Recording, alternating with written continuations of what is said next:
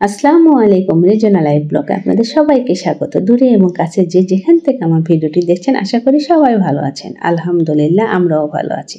তো যিনি বা যারা আমার ভিডিওটি দেখছেন, অবশ্যই একটা লাইক দিয়ে ভিডিওটি কন্টিনিউ করবেন আর চ্যানেলটি সাবস্ক্রাইব করে পাশে থাকা বেল বাটনটি প্রেস করে অল অপশান সিলেক্ট করে রাখতে পারেন।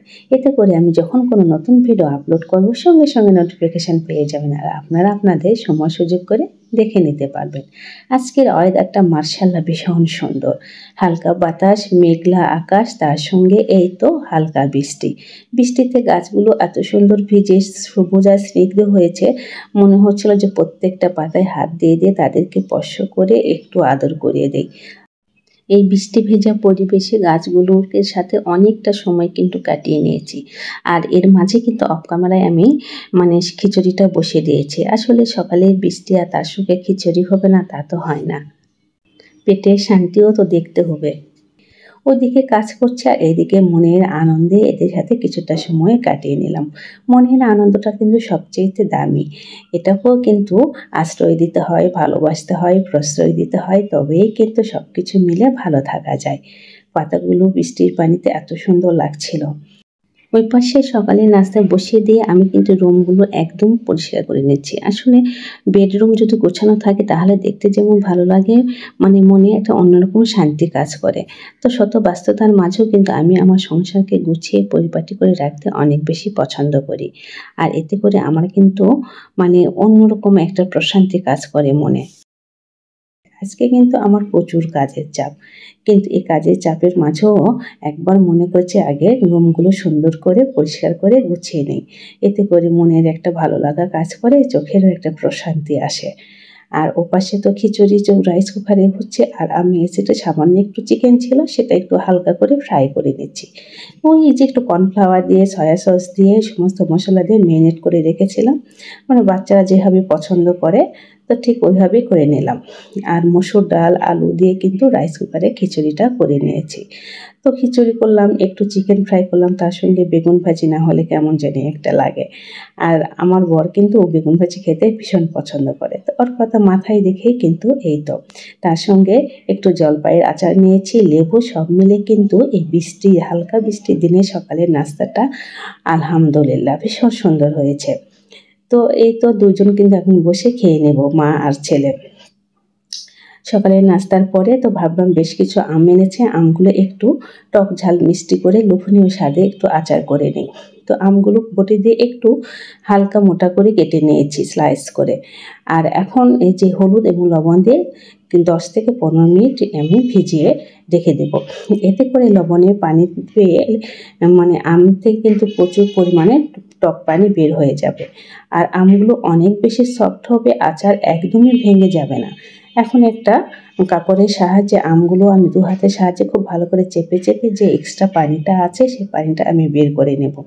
এই আচারটা এত বেশি লোভনীয় এবং মজাদার হয়, খিচুড়ি, ভর্তা, বিরিয়ানির সাথে কিন্তু খুব সুন্দর করে খাওয়া যায় এবং টেবিলে পরিবেশন করলে টেবিলের একটা মানটাই অন্যরকম, খাবারের মানটা বাড়িয়ে দেয়। দেখতে যেমন লোভনীয়, খেতেও কিন্তু ভীষণ সুস্বাদু। তো এইভাবে সবগুলো আমি এই যে পানি ঝরিয়ে এখন ফ্যানের বাতাসে ঘন্টাখানিক রেখে দেব। এক্সট্রা যে পানিটা আছে এটা কিন্তু একদম শুকিয়ে যাবে আর আচার দীর্ঘদিন ভালো থাকবে। এই গরম সরিষা তেলের মধ্যে আমি কয়েকটা শুকনো মরিচ এবং মিষ্টি জিরা দিয়ে হালকা করে ভেজে তাতে আগে থেকে ব্লেন্ড করা সরিষা বাটা, আদা, রসুন এবং কাঁচামরিচ একসাথে কিন্তু আমি ব্লেন্ড করে নিয়েছি। তবে এটা করার সময় সামান্য একটু লবণ দেবেন, এতে করে সরিষা তেলটা ভাবটা কিন্তু একদমই থাকে না। হলুদ, মরিচ এবং পাঁচফোড়নের গুঁড়া দিয়ে দিলাম। এতে করে আচার এত বেশি মজা এবং সুস্বাদু হয়, ভীষণ ভালো লাগে। চিনি দিয়ে দিলাম, লবণও সামান্য দিয়েছি যেহেতু আগে আমি আমগুলো লবণ দিয়ে মেখে রেখেছিলাম। তো আমি সরষা, আদা, রসুন এবং কাঁচামরিচ একসঙ্গে ব্লেন্ড করে নিয়েছি।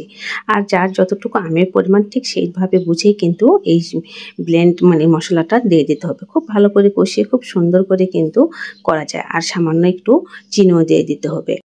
আমগুলো পানির বাতাসে রাখাতে পানিটা ঝরে একদম ঝরঝরে হয়ে গেছে, আর একটা অংশ কিন্তু ভেঙে যায় নাই। তো এখন এই যে সমস্ত মশলা কষিয়ে এই আমগুলো দিয়ে আমি 5 মিনিট খুব সুন্দর করে নেড়ে চেড়ে নামিয়ে নেব। এখন কিন্তু বাজারে প্রচুর পরিমাণে কাঁচা আম পাওয়া যাচ্ছে, তো এই সময়টাতে কিন্তু এইভাবে কাঁচা আমের ঝুরি আচার বানিয়ে নিতে পারেন। একদম ঘরে থাকা উপকরণ দিয়ে খুব সহজে রোদে দেবার ঝামেলা ছাড়াই কিন্তু আচারটি তৈরি করে নেওয়া যায়। যত ধরনেরই আমের আচার বানিয়েছি কিনা কিন্তু এই ঝুরি আচারটি আমার কাছে কিন্তু সবচেয়ে বেশি মজাও লেগেছে এবং একদমই কম ঝামেলায় কিন্তু তৈরি করে নিতে পেরেছি। এক কথায় দুর্দান্ত স্বাদের একটি কাঁচা আমের ঝুরি আচার। টক ঝাল মিষ্টি ৩টা স্বাদই পাওয়া যায়। একদম ঝটপট সহজে সমস্ত মশলা কষিয়ে খুব সুন্দর করে তৈরি করা যায়। সামান্য একটু বিট লবণ দিলাম, এতে করে আচারের স্বাদটা কিন্তু আরও বেশি দ্বিগুণ হয়ে যায়। আর কালারটাও কিন্তু মাশাআল্লাহ অনেক সুন্দর এসেছে। তো এভাবে ৫ মিনিটের মতো করে নেড়ে তারপরে আমি ঠান্ডা করে প্লেটে ঢেলে নেব। তারপর যখন একদমই ঠান্ডা হয়ে যাবে তখন একটা বয়ামে উঠিয়ে আমি রেখে দেব। এই আচারটি আপনি সাদা পোলাও এবং বিরিয়ানির সঙ্গে খেতেও কিন্তু দুর্দান্ত লাগে।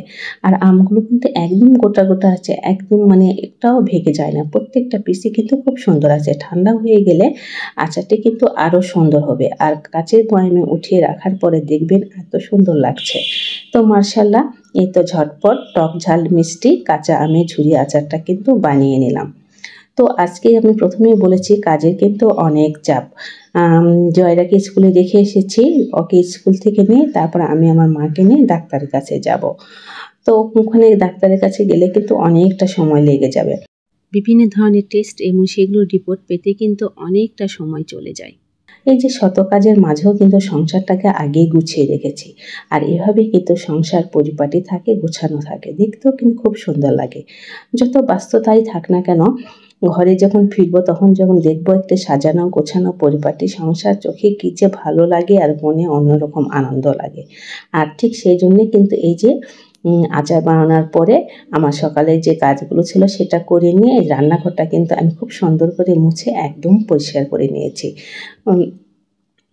চুলার পাশে যে জায়গাটা, ওই জায়গাটা কিন্তু আমি মুছে নিয়েছি। প্লেট টেলে যা ছিল সব কিছু কিন্তু নাস্তার পরে যে ধুয়ে নিয়েছি, একদম পরিপাটি করে রেখে গেলাম। এখন কয়েকটা সবেদা খেয়ে নেব। সিজনাল যে কোনো ফল খেতে কিন্তু আমি খুব বেশি পছন্দ করি, আর এতে কিন্তু পুষ্টিগুণ অনেক বেশি। তো সবাই ভালো থাকবেন আর আমার ভুলগুলো অবশ্যই ক্ষমা সুন্দর দৃষ্টিতে দেখবেন। আবার দেখা হবে পরবর্তী ভিডিও। আজ এখানেই শেষ করছি। আল্লাহ হাফেজ।